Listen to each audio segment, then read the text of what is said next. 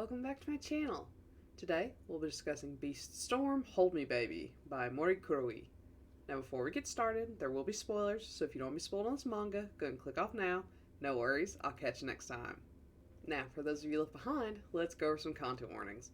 There may be references to self-loathing, male pregnancy, and infertility, as these things do appear in the manga. Now, if that's all good with you, let's go ahead and get started. Now, as always, let's start out with a quick synopsis. Akira's work-life balance is finally balancing out in his favor. With more time on his hands, he opts to go on vacation with Sugo and their baby Shota. Everything's going great until Akira runs into his ex there, and she just so happens to be having her wedding abroad. Seeing her again reminds Akira of the days he hated being a bestia. Thankfully, Sugo and Shota are there to remind him why being bestian isn't a bad thing at all.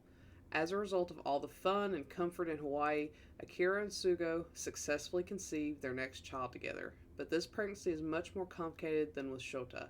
Will they make it with more than one baby in the house? Meanwhile, Soshi, Sogo's father, is trying to be a better grandfather and help care for Shota. But along the way, he runs into Yu, his first love. As it turns out, Yu is still single, but after so much heartache in their past and a life apart from each other after all this time, can they come back together for good? Or has Soshi's steadfast belief that bestias should propagate and multiply endlessly scared Yu away from him forever? First off, what more can I say about the art in the series? It's beautiful and only becomes more so the longer the series goes on, which I selfishly hope is forever. Shota is the prettiest baby in all of manga, along with our new babies at the very end of this particular volume. Yes, I said babies, plural, which we'll get into later in this review. Just know that the art in this volume is just as good, if not better, as it is in earlier volumes, and it's a joy to look at, as always. Now let's go over the story itself.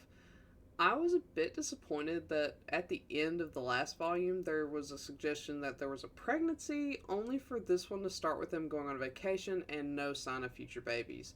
However, this begins before the bonus story at the end of the last volume, then continues past it. So just be aware of that when you pick up this volume. I was thrilled to get this story, even though I desperately wanted to see more of the pregnancy because it was nice to see Akira and Sugo outside their element.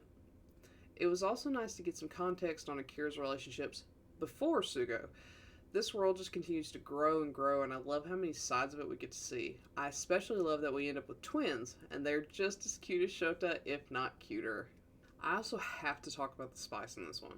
The previous volume was lacking a bit in the spice department. No worries there. I like romance that has minimal to no smut, but I was also very happy to see that this gets super spicy. Since we're leading up to a pregnancy announcement in this one, we get a nice raunchy scene with Sugo and Akira, with Akira donning some tiny underwear, which is so hot. Highly recommend this for that scene alone.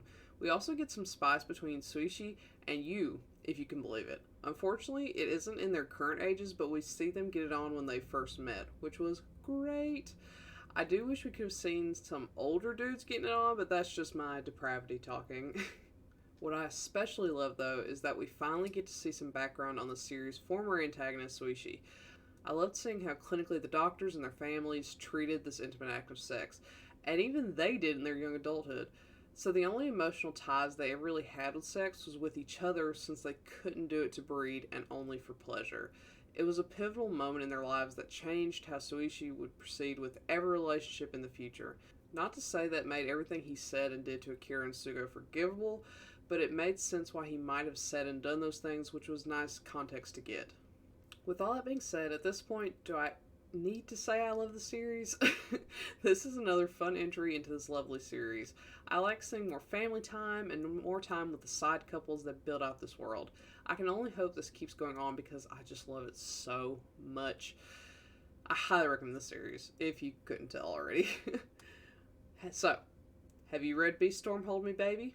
If so, what do you think? Do you agree with my assessment? Do you not? Let me know and comment below. Otherwise, I'll catch you next time. Bye!